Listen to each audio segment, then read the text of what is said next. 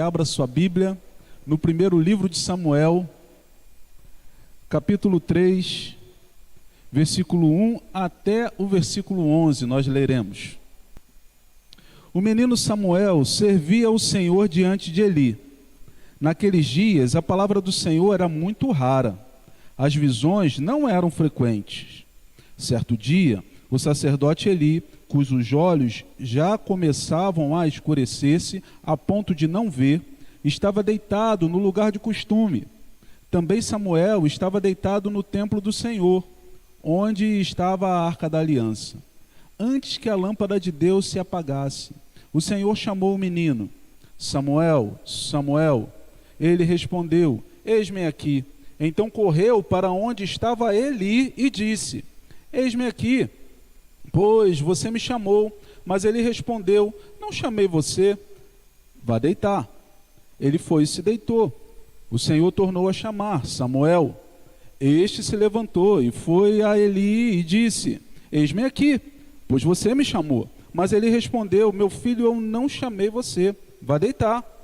Porém, Samuel ainda não conhecia o Senhor e a palavra do Senhor ainda não havia sido manifestada a ele. E o Senhor chamou Samuel pela terceira vez.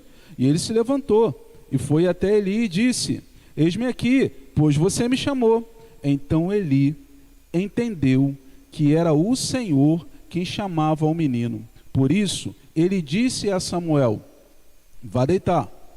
Se alguém chamar, diga, fala, Senhor, porque o teu servo ouve. E Samuel foi para o seu lugar e se deitou. Então o Senhor veio e ali esteve, e chamou como das outras vezes, Samuel, Samuel. E este respondeu, fala, porque teu servo ouve. E o Senhor disse a Samuel, eis que vou fazer uma coisa tal em Israel, que todos os que ouvirem ficarão com os dois ouvidos tinindo. Até aqui a palavra de Deus. Vamos orar?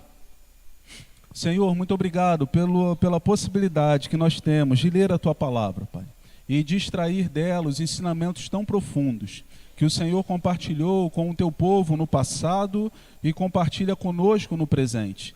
Crendo, Pai, na presença do Teu Espírito Santo entre nós, nós abrimos o nosso coração e a nossa mente para entendermos aquilo que o Senhor tem para nós, a porção que o Senhor tem para nós nesse dia, e aplicá-la em nossas vidas. É o que nós pedimos em nome de Jesus. Amém.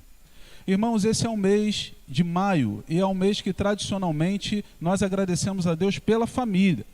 Todas as igrejas batistas, ou a boa parte delas, se você for visitar nesse mês de maio, você vai encontrar uma programação mais voltada, mais específica, que vai trabalhar o assunto família. Agora, família não é um assunto muito fácil, é muito bom. Eu acho que uma das coisas mais maravilhosas que Deus criou foi a família. Inclusive, Ele cria a família antes de criar a igreja. Lá em Gênesis ele cria a família, somente no Novo Testamento é que ele vai criar a igreja, porque a família de fato é algo maravilhoso. Mas tudo que é bom na vida dá trabalho. Nada que é bom na vida, nada que você venha a se alegrar, celebrar, nada disso é fácil. Tudo isso é construído muitas vezes às duras penas, e isso também acontece com a família. Às vezes vem tempestades, vem situações, vem tribulações que tentam nos parar. Por exemplo, essa semana na nossa igreja, no domingo passado, dissemos assim, irmãos, durante a semana começaremos a obra do nosso muro. Lembra disso? Domingo passado a gente falou isso. Mas você que chegou aqui hoje de manhã, você olhou para o muro e viu alguma coisa diferente? Não viu absolutamente nada diferente. Por quê? Porque choveu muito. Choveu muito na segunda, choveu muito na terça, choveu muito na quarta. E por isso a gente não pôde dar início à obra. O material já está todo aí, já está tudo preparado. E se Deus quiser, amanhã não vai chover e vai começar amanhã a nossa obra. Mas não é fácil. São obstáculos que são colocados e que nós precisamos superar e não desistir. Família também é assim. Muitas adversidades vêm sobre nós, mas nós podemos parar? Não, nós devemos continuar, não devemos desistir. E pensando em família, esse texto me parece ser um texto muito propício. Porque ele vai falar de um menino, ele começa falando de um jovem, embora esse jovem, esse adolescente, não seja o principal foco da nossa mensagem hoje. Mas Deus começa falando de um menino chamado Samuel. E as crianças, desde pequenininhas, elas já conhecem a história de Samuel. Samuel foi alguém que foi dedicado a Deus desde sua tenra idade, criado ali aonde era o templo da época, a tenda da congregação. Ele cresceu sob a tutela, sobre os ensinamentos do sacerdote Eli. Então ele foi aprendendo com aquele homem como servir ao Senhor. Assim como muitos de nós crescemos e desde pequenos somos estimulados a servir ao Senhor. Mas algo diferente aconteceu com aquele menino. Ele de fato foi tocado pela presença do nosso Deus.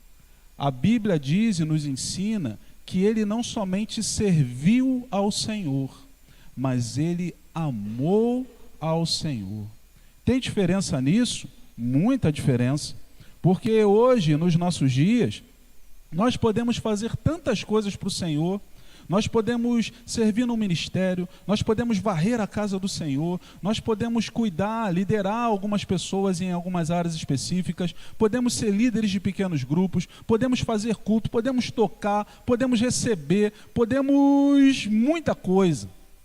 São serviços que nós fazemos ao Senhor, mas contudo, podemos servir ao Senhor sem que o nosso coração de fato ame ao Senhor e esteja comprometido com Ele. Não era essa a realidade do profeta ou do jovem, do menino Samuel.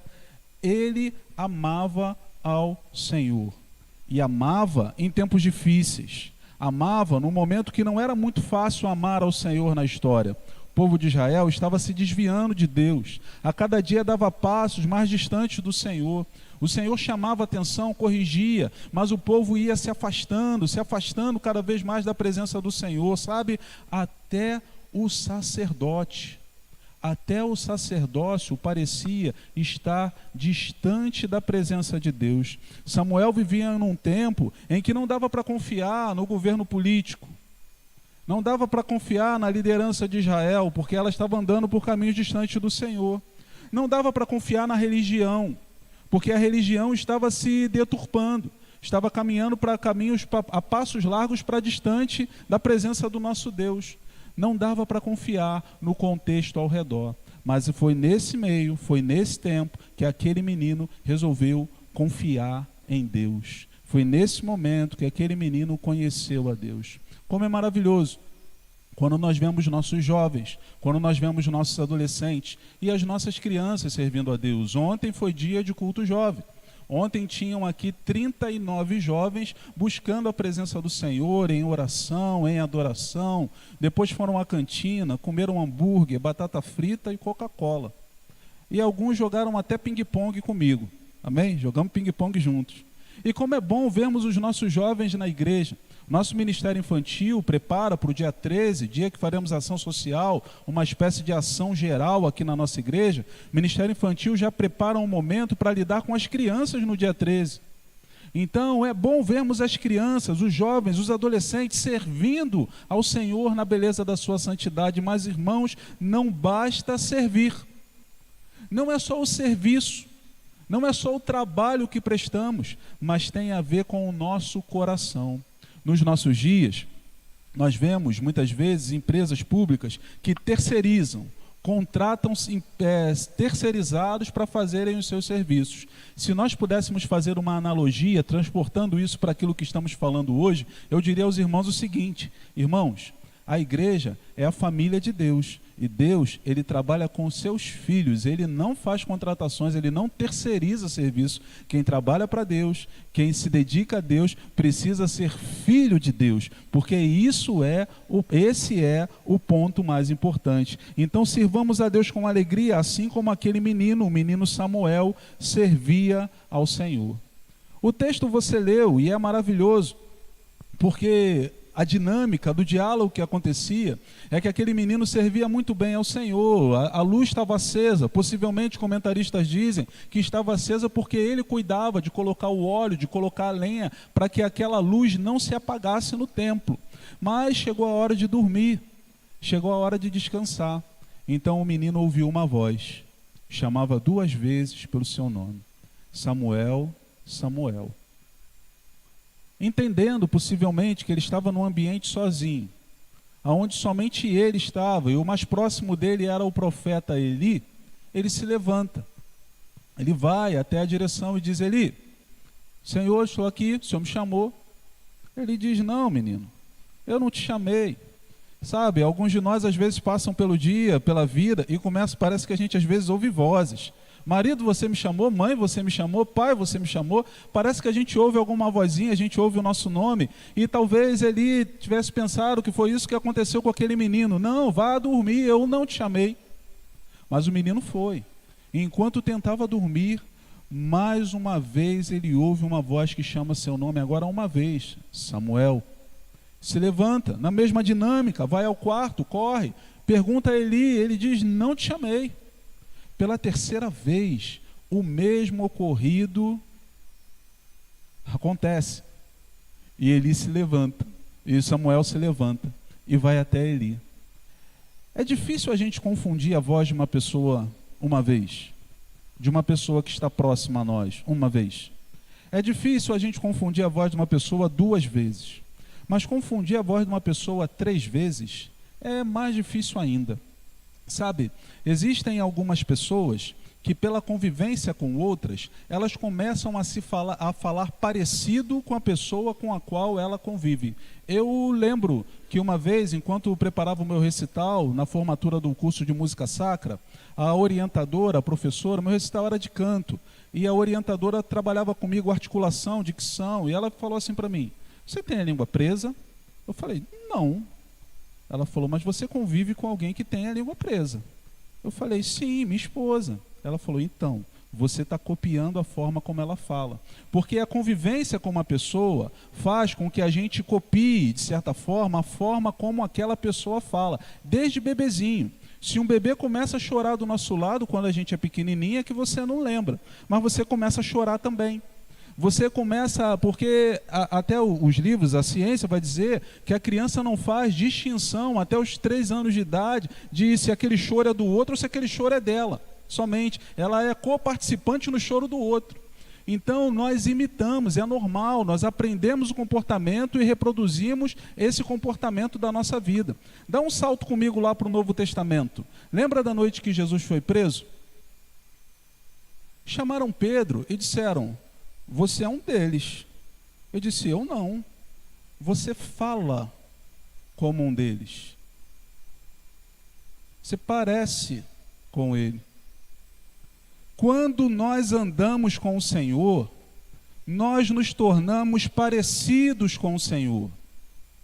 Os nossos pensamentos, as nossas palavras, as nossas atitudes, elas são substituídas por atitudes, pensamentos e palavras que estão no coração de Deus. Mas é possível andarmos com Deus, irmos à igreja, aprendermos a linguagem, a forma como Deus fala, e o nosso coração se tornar distante dele. Eli estava com o seu coração naquele momento distante de Deus. A vida de Eli era tão profunda, tão profunda, tão profunda com Deus. O profeta Samuel confunde 3 vezes a voz dele com a voz de Deus. Mas o coração de Eli estava distante. Mesmo distante, aquele homem se lembrou, aquele homem se recordou de como Deus falava. E ele instruiu o menino. Ele disse: olha, eu já sei o que está acontecendo, eu já entendi, Samuel. Quando você ouvir a voz de novo te chamando, você diz: fala, Senhor, por quê? Não, você conhece o texto. Fala, Senhor, por quê? Teu servo ouve. Samuel faz isso. E a partir daquele momento, aquele é um momento inaugural na vida de Samuel, onde pela primeira vez ele ouve a voz de Deus. Mas, irmãos, eu não quero que você caia num erro que é preocupante.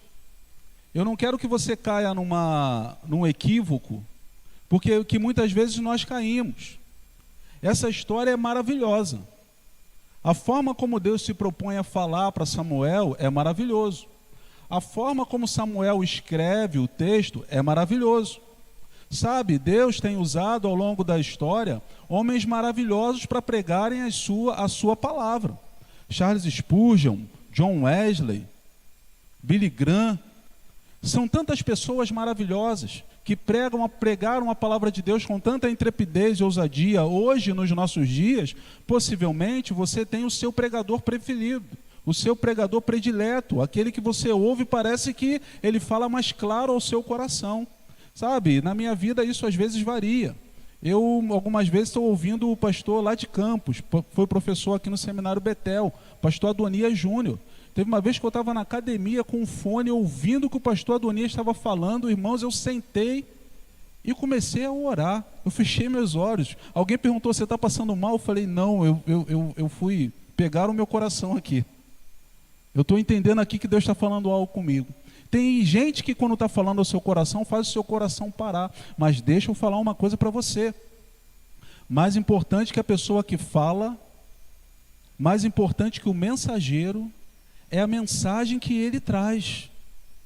A história de Samuel é linda, maravilhosa.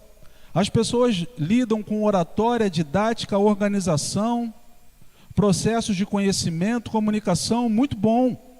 Mas mais importante do que a pessoa que está falando é a mensagem que essa pessoa está trazendo. E aqui, Deus trouxe uma mensagem ao profeta Samuel que era para ser transmitida para Israel. E era uma mensagem séria, uma mensagem dura, mas uma mensagem que precisava ser pregada. No dia seguinte, se você continuar a ler o texto, o profeta vai arguir o menino e diz, olha, você fala para mim, o que é que Deus falou para você, porque eu quero saber o que Deus falou para você. E o que Deus falou para Samuel tinha a ver com a família dele, tinha a ver com os filhos dele, ou tinha a ver com os filhos de Eli, do sacerdote. Perdão, vocês repararam que hoje eu estou confundindo Eli e Samuel. Repararam? Mas vocês sabem quem é Eli? Eli e Samuel é Samuel, amém? Dá para a gente ir? Então vamos. Os filhos de Eli, eles cometeram alguns erros. Em 2 Samuel capítulo 2, verso 12, a Bíblia diz que eles eram malignos e não se importavam com o Senhor. Aqueles meninos eram sacerdotes no templo, mas ao invés de ir naquele momento da história, se ofereciam sacrifício para que houvesse perdão de pecados. Nós sabemos hoje que o sacrifício foi feito por Jesus Cristo na cruz do Calvário. E através do sacrifício de Jesus, nós alcançamos remissão dos nossos pecados mediante a fé. Mas naquela época, Deus pedagogicamente ensinava ao seu povo. Então ele caminhava na história para apontar para o sacrifício de Jesus. Então, quando as pessoas levavam um cordeirinho, uma ovelhinha para serem oferecidos, existia uma parte que devia ser queimada ao Senhor, e a outra parte servia para sustento dos sacerdotes. O que o texto sagrado diz é que os filhos de Eli, quando isso acontecia, eles não queriam queimar a parte que era do Senhor, eles queriam ficar com tudo para eles. Aqueles homens, a Bíblia Sagrada diz que eles não tinham uma vida desregrada, sexualmente falando, porque ela dizia que os homens, ou que eles tinham relações sexuais com as mulheres no espaço da tenda, do tabernáculo. Que é isso, pastor? Com as mulheres deles? Não, com qualquer mulher que estivesse ali. Você pergunta, a Bíblia fala isso? Fala. A Bíblia não esconde os erros de ninguém. A Bíblia não esconde, não. Os filhos de Eli faziam isso, eles pecavam contra Deus. Aqueles homens, eles desprezavam, o coração deles era um coração maligno. E Eli repreendeu? A Bíblia diz que sim. No versículo 24, a palavra do Senhor diz que Eli chama aqueles homens e diz assim: não é boa a fama que ouço, vocês estão levando o povo a transgredir. Então Eli, como pai, ele chama a atenção, ele pontua. Sabe, como pai, como mãe, como avô, como avó, nós devemos pontuar, nós devemos chamar a atenção. Mas o texto dá a entender que aquilo foi brando, aquilo não foi suficiente, porque no versículo 29, na sequência, Deus chama Eli e fala assim: olha, Eli, tem uma coisa para te dizer. Você honra seus filhos mais do que a mim, para que vocês engordem. O texto, irmãos, está dando a entender a gente que o Eli, os filhos ficavam com a parte do sacrifício que era de Deus, e que agora o próprio Eli estava começando a usufruir disso. Guarda isso, para a gente trabalhar um pouquinho mais para frente. O que nós podemos pensar já nesse início do texto, ou nessa colocação que é feita, é que os filhos de Eli, eles pecaram debaixo dos olhos dos pais. Esse foi o primeiro ponto. Segundo ponto, as pessoas ao redor começaram a falar para Eli, ou de Eli, que seus filhos estavam pecando debaixo dos seus olhos. E existe um terceiro ponto. Eli, embora tenha chamado a atenção inicialmente daqueles rapazes, mas parece que de certa forma ele começa a concordar, se adequar, participar do pecado que aqueles jovens estão praticando. Pensando nessas três áreas, nós precisamos olhar para a nossa vida, porque nós temos muitos pais aqui hoje pela manhã. Temos? Quantos são pais e mães? Levantem suas mãos, por favor.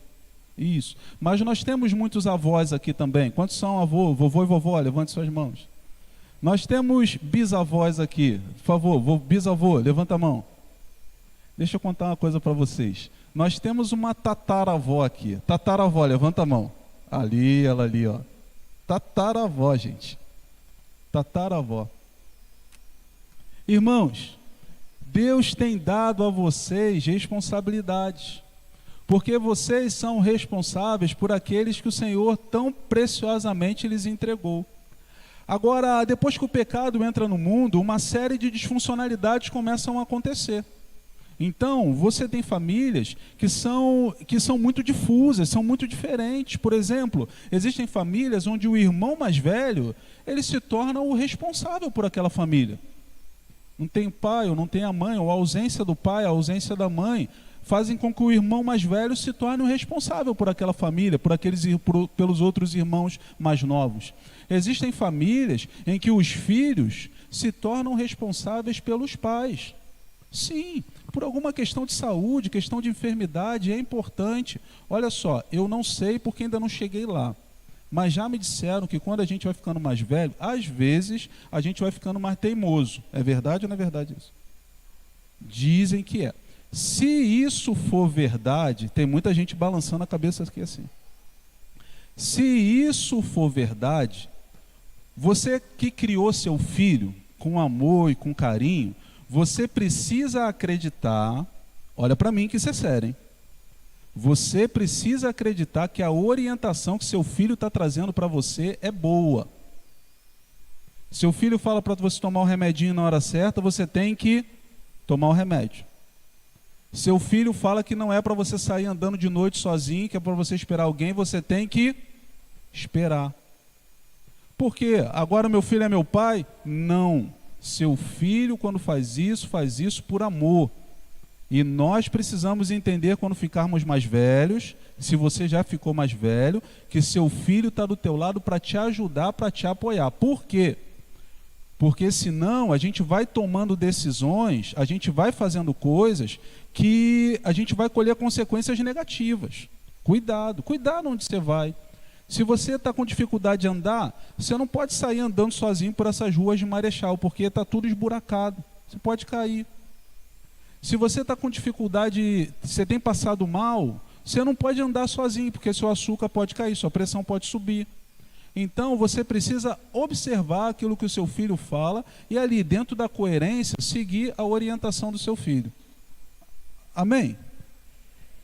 Está vendo? Olha o amém fraquinho. Amém? Amém. Os filhos de Eli, eles não andavam de acordo mais com a orientação do seu pai. Eles pecavam debaixo dos olhos dos seus pais, ou dos seus responsáveis. Aonde estão seus filhos hoje? Aonde estão aqueles pelos quais você é responsável? Vovô, vovó, bisavó, tataravó, irmã mais velho. Aonde estão aqueles? Será que eles estão pecando debaixo dos seus olhos? Como nós temos nos aproximado dessa geração? Como nós temos cuidado? Que hora seu filho, sua filha, seu neto, sua neta chega em casa, gente? Deixa eu te avisar uma coisa, você mora no Rio de Janeiro. Está na televisão, é perigoso. Sabe, o seu filho, sua filha, a pessoa pela qual você é responsável, tem passado tempo em barzinho, tem ido a bailes, está lá no happy hour com a galera. Com quem seu filho anda? Quais os ambientes que seu filho tem frequentado? Eu e você, pastor, mas eu não tenho condição de saber tudo. Não, tudo não. Com certeza, você não tem condição de saber tudo. A minha mãe também não tinha condição de saber tudo. Mas, irmãos, nós devemos nos empenhar para saber. Nós temos mães que são verdadeiras agentes secretos, formados na CIA, na KGB. Tem. O filho vai para tal lugar e ele não sabe de nada, mas atrás daquele poste tem uma mãe, olhando assim, ó, ele está em tal lugar. Quando a sua mãe pergunta, você estava em tal lugar? Irmão, ela perguntou, ela já sabe. Ela já perguntou porque sabe. Uma vez, eu garoto, aqui em Marechal Hermes, estava aqui na Visconde de Mauá, estudava sábado. Irmão, o Vasco ia jogar com o Cruzeiro em São Januário. Os colegas falaram, eu pulei o muro da Mauá. Cadê o... Eu não era pastor, tá, Manuba? Ele pergunta, você era pastor? Não, não era pastor quando fazia isso. Pulei. Fui lá para o estádio do Vasco. 1-0, Vasco em cima do Cruzeiro. Jogada do Felipe e do Pedrinho, gol do Luizão. Eu lembro. Cheguei em casa por volta das 9 da noite.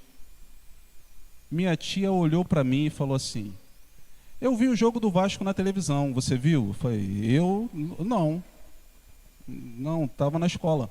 Na Mauá estudava sábado, eu falei, estava na escola. Ela falou, eu não sei porquê, mas quando eu olhei para aquela torcida, a minha sensação, você estava lá. Ela falou assim, você estava lá. Eu falei, não é possível. Você estava lá ou não estava? Eu falei, estava. Vou falar para sua mãe, não faça mais isso. Irmãos, eu não sei que tipo de formação, como é que ela treinou para fazer aquilo, eu não sei, mas ela me achou lá. Mãe sabe, pai sabe, responsável sabe. Mas nós, enquanto responsáveis, precisamos nos dedicar para... Isso precisa estar no nosso coração. A gente precisa querer, porque muitas vezes a gente quer deixar o filho de lado.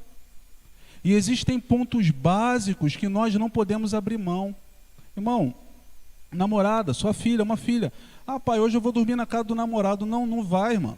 Não vai. Você vai dormir na sua casa. Você tem casa. Eu comprei uma caminha bonita para você. Namorada vai dormir lá em casa. Não, não vai. Não vai, porque ela deve ter uma cama lá dela. Ela vai dormir na cama dela. Quando vocês casarem, vocês vão dormir na mesma casa. Por quê? Não, pai, mas ela vai dormir no quarto, eu vou dormir na sala, eu vou dormir em outro lugar. Irmão, a Bíblia tem um texto que fala assim, fugir da aparência do mal. E isso é namorado independente da idade que você tem. Que você pode estar namorando hoje com 13, com 14, não devia. A Bíblia aponta para a gente que o namoro, Deus dá uma namorada para Adão depois que dá trabalho para ele. Então o namoro, ele deve vir depois do trabalho. Mas você pode estar namorando talvez nessa idade, ou você pode estar namorando com muito mais idade. Fugir da aparência do mal é para todo mundo. Então namorado não dorme na casa de namorada, namorada não dorme na casa de namorado. E você como pai é quem é responsável por gerir isso. Não, pastor, mas ele pode ficar chateado, ele pode ficar, irmão, você é responsável. O Senhor te deu uma responsabilidade. É você que vai conversar sobre assuntos íntimos com seus filhos. É você, não é outra pessoa. O líder do infantil, o líder dos adolescentes, ele pode te ajudar. Faz isso por amor. Mas responsabilidade é sua, papai, responsabilidade é sua, mamãe, responsabilidade de você, que ainda que não seja papai nem mamãe, é responsável por aquele jovem, por aquele adolescente naquele momento. Responsabilidade nossa. Nós não podemos fazer vista grossa, a gente não pode fingir que não viu para não ter trabalho, pelo contrário. Nós devemos trabalhar. Irmãos, o evangelho que alcançou o coração do Timóteo foi o evangelho que esteve na sua mãe e na sua avó, Eunice e Lloyd. Isso quer dizer que toda a família é comprometida ou está comprometida dentro da missão de preparar a próxima geração para andar na presença de Deus. Toda a família, é uma missão nossa, é um trabalho nosso. Não podemos abrir mão disso, amém? O Eli parece que abriu. Sabe o que começou a acontecer? Os outros, os que estavam ao redor, começaram a falar, começaram a pontuar. Me parece que o texto está apontando para a gente, não é fofoca, não é disse-me-disse, não é assim, olha lá o que os filhos do Eli estão fazendo. Não é isso não. O texto parece que as pessoas falavam com Samuel, tanto que Samuel, ele chama os meninos para conversar. Quando as pessoas ao redor começam a falar de nós, dos nossos filhos, e quando isso não é uma fofoca, não é um comentário maldoso, não é um comentário malicioso, nós precisamos dar ouvidos, nós precisamos absorver, nós precisamos examinar.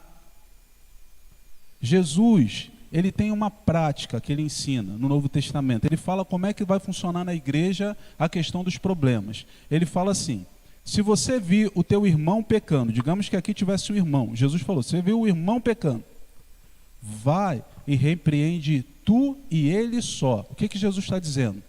Você viu uma pessoa fazendo uma coisa errada, vai sozinho. Não fala para o fulano, não, vou falar aqui para o fulano para ele orar. Não. Jesus falou, você viu uma pessoa caindo no erro, vai sozinho. Discrição. Não expõe os outros. Você não gosta de ser exposto. Então não expõe ninguém, vai você sozinho. Fala, fulano, isso que você fez não está legal, está errado, eu estou aqui para te ajudar.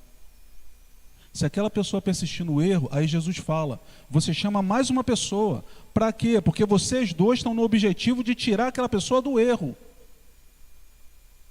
Se não acontecer, Jesus falou, leva aí para a liderança junto com você para poder ajudar aquela pessoa a sair daquele ponto que é ruim para ela. Porque qual é o objetivo de Jesus?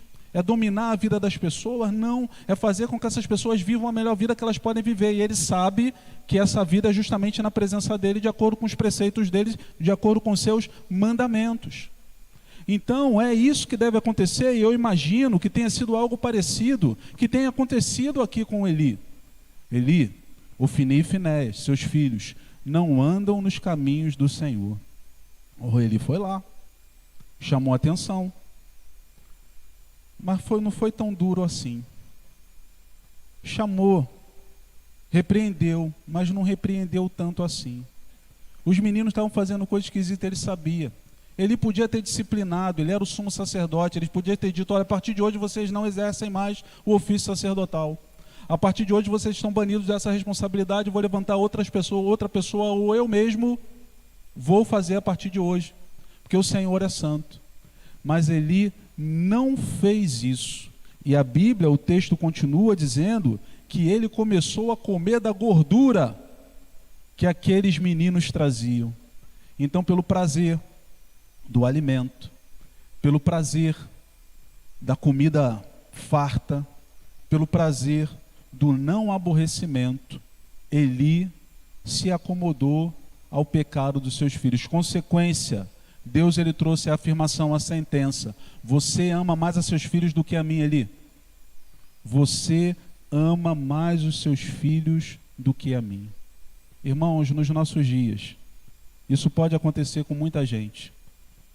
Os erros reproduzidos, os erros dos filhos, nesse caso, alcançaram os pais. Mas quantas vezes os erros dos pais alcançam os filhos?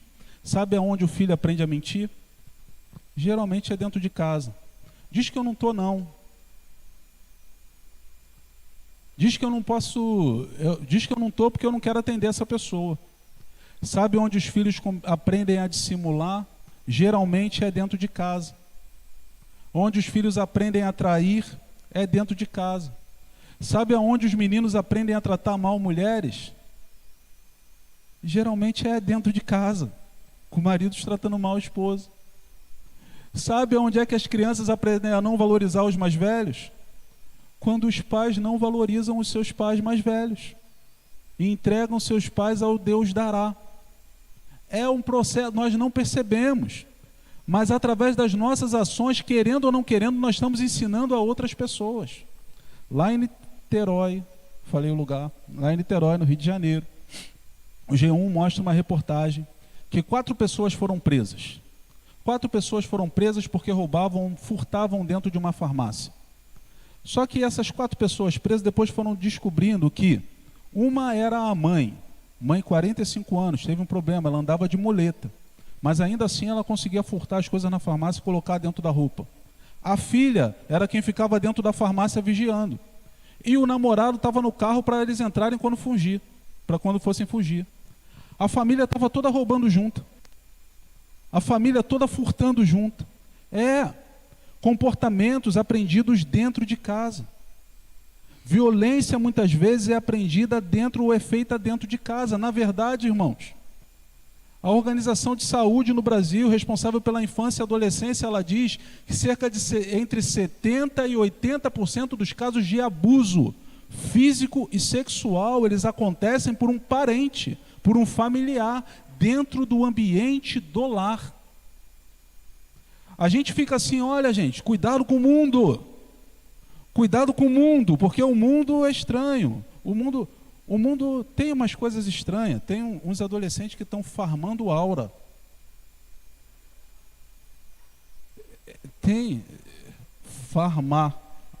Farmando aura. Foi isso aí, é isso que eles estão. E se você que é pai, que é mãe, você não sabe o que é isso, pergunta para o teu filho, para o teu neto, se ele já farmou aura. Pergunta. É uma coisa esquisita, uma coisa estranha. O mundo realmente é estranho, é esquisito. Mas o maior problema, muitas vezes, não está do lado de fora. O maior problema, muitas vezes, está do lado de dentro. Está no nosso comportamento. No que diz respeito ao abuso, também se diz no Brasil que a primeira denúncia acontece cerca de 1 ano depois que os abusos já se iniciaram. É muito tempo. A cabeça da pessoa sendo destruída, a vida da pessoa sendo destruída, o corpo da pessoa sendo destruído. Nós, enquanto pais, precisamos estar atentos aos sinais. Irmão, a criança está na escola, teve uma queda vertiginosa nas notas. Aconteceu alguma coisa. Isso não é normal. A criança está toda hora, o adolescente com hematoma. Aconteceu alguma coisa. Isso não é normal. A criança começa a regredir em fases da vida. Fazer xixi na cama. Chorar o tempo todo. Não, isso não é normal, a gente precisa observar. A criança se recusa, não quer de forma alguma ficar perto de um familiar, do nada. Irmãos, precisamos observar todas essas coisas. Sim, precisamos olhar todas essas coisas. É duro, né? É difícil. Mas se eu não falar isso para vocês, é possível que pessoas que estão sofrendo algumas coisas continuem a sofrer essas coisas que estão sofrendo. E quem sabe, o Senhor quer que você seja de fato um agente para que essa pessoa tenha liberdade, seja curada, seja restaurada e seja livre desse cativeiro que a tem prendido há tanto tempo. Nós precisamos estar atentos a isso. E não nos conformarmos de forma a imitarmos o mau comportamento. Teve um atleta aqui no Brasil que vivia uma vida muito desregrada. Então seu pai começou a gerir a sua carreira, está com ele, com esse atleta. Mas o atleta era da noitada, mulherada, tinha relacionamento, mas não tinha compromisso com relacionamento, muito bagunçado. Seu pai é responsável por gerir a carreira dele. Pouco tempo depois, o seu pai estava na noitada, com a mulherada e fazendo tudo aquilo que ele estava tentando fazer com que o atleta não fizesse. Perdeu a família, separou. Eu não vou falar o nome do atleta não, fica com a sua curiosidade. Mas isso aconteceu aqui no Brasil. Muitas vezes isso é similar de certa forma àquilo que aconteceu com Eli. Por quê? Ele não só viu o erro dos seus filhos, mas ele começou a participar do erro dos seus filhos. Nós precisamos repreender. Nós precisamos nos posicionar, ainda que isso nos doa. Eu finalizo falando do apóstolo Paulo, que lá, quando escreve sua carta aos Gálatas, no capítulo 2 especificamente, ele tem um problema que é muito sério. ele estava com gentios, ou seja, não judeus. Gentios convertidos, não judeus. Quando chegaram alguns judeus, eles viveram com os gentios normalmente, porque o judeu não comia com o gentio, não participava do dia a dia do gentio da mesma forma como o gentio participava. Pedro era um desses judeus. Barnabé era um desses judeus também, amigos de Paulo, companheiros de ministério. Mas Paulo explica em Gálatas que quando chegaram outros judeus, Pedro começou a dissimular. Não queria mais comer com os gentios. Paulo diz que essa dissimulação de Pedro também alcançou Barnabé, que fazia a mesma coisa. A repreensão de Paulo foi muito severa aos dois, porque ele disse assim, olha, eles deixaram de seguir a verdade do Evangelho. Deixaram de seguir a verdade do Evangelho. Por isso eu resisti os dois, o texto diz, na cara. Para Paulo, o último dos apóstolos, mais novinho, novato, moderno, na caminhada, ele podia ter ficado quieto e ter falado assim, não, o Pedro é mais velho, o Barnabé foi o meu discipulador. Mas quando Paulo viu algo errado, ele não se isentou, ele foi lá e corrigiu, e foi lá e resistiu àqueles dois. Disse, olha, você não tem que tratar os gentios assim não, porque pelo sacrifício de Cristo, tanto gentios como judeus fazem parte da família de Deus. Você não tem que fazer isso não. Na sequência do texto, ele vai dizer a célebre frase, eu já estou crucificado com Cristo, agora vivo não mais eu, mas Cristo vive em mim. Então é lógico, por que Paulo fazia aquilo? Porque Paulo já estava crucificado. Porque quem vivia em Paulo agora era Cristo. E Cristo não compactuava com o comportamento de dissimulação de Barnabé e Pedro naquele momento. Pai, mãe, avô, avó, bisavô, tataravó, irmão mais velho, irmã mais velha, responsável de alguma forma. Você já está crucificado com Cristo? Agora vive não mais você, mas Cristo vive em você? Se isso de fato é assim, então você tem uma responsabilidade diante do Senhor, que é de corrigir. Corrigir em amor, corrigir por amor, se interessar, não se desinteressar, não deixar a vida levar, não, se envolver verdadeiramente, porque essa pessoa que Deus colocou sob sua responsabilidade é um presente de Deus dado a você, pela qual você um dia prestará contas diante de Deus. Eli não o fez. Os filhos de Eli morreram. Aliás, o próprio Eli morreu. E a história de Eli termina com uma expressão chamada e acabou. Foi-se a glória. Mas o Senhor é aquele que pode restaurar todas as coisas. Se você está aqui nessa manhã, o Senhor é aquele que quer restaurar a sua mente, seu coração, a sua casa, a sua família. Mas o Senhor quer usar a sua vida como um agente de restauração. Amém? Quantos estão dispostos a serem usados pelo Senhor para serem agentes de restauração na sua casa? Eu gostaria de convidar você que está disposto. Falar, Senhor, eu quero me comprometer, eu quero cuidar do meu neto, do meu bisneto, do meu tataraneto, do meu filho, do meu irmão, da minha irmã. Eu quero cuidar, eu quero me envolver. Eu gostaria de convidar você a se colocar de pé nesse momento. E com seus olhos fechados, eu gostaria que você pedisse ao Senhor, Senhor, me dá graça. Senhor, sê comigo, sê com a minha vida. Senhor, me dá as palavras certas, palavras de amor. Não palavra de separação, mas palavra de união. Palavra temperada com sal, não é palavra de agressão, Senhor. É palavra de vida. Eu quero dar palavra de vida para aquele que está ao meu redor. Faça essa sua oração nesse momento. Coloque essa pessoa diante do altar do Senhor. Talvez nesse momento ele esteja distante do Senhor. Mas Deus, ele tem restauração para fazer na sua vida, na sua casa.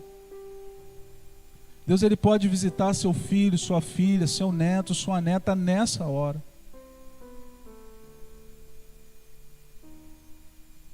Ô Senhor, eis-nos aqui diante da Tua presença. Queremos colocar a nossa casa diante do Teu altar nesse momento. Pedir, Senhor, pedir que o Senhor visite o nosso filho, que o Senhor visite a nossa filha, independente da idade que ele tenha. Mas que pelo Teu amor ele possa ser alcançado, pela Tua palavra ele possa ser alcançado nesse momento. Senhor, nos coloca numa posição, nos dá discernimento, a estratégia, a clareza de qual atitude nós precisamos tomar. Senhor, que nós como pais, como responsáveis, sejamos atraentes, não repelentes. Que nós possamos ensinar, orientar, estimular, influenciar no caminho em que eles devem andar, para que eles não se desviem, para que eles não esqueçam, para que eles não percam. Ó Pai, o presente mais valioso, mais precioso que o Senhor nos dá,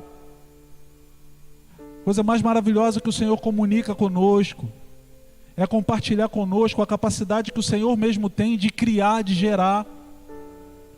Nós não queremos que aquilo que criamos, que aquilo que geramos, ou que aquilo que adotamos, ou que aqueles que adotamos, por amor, legalmente, ou por afeição, se percam. Não, Senhor.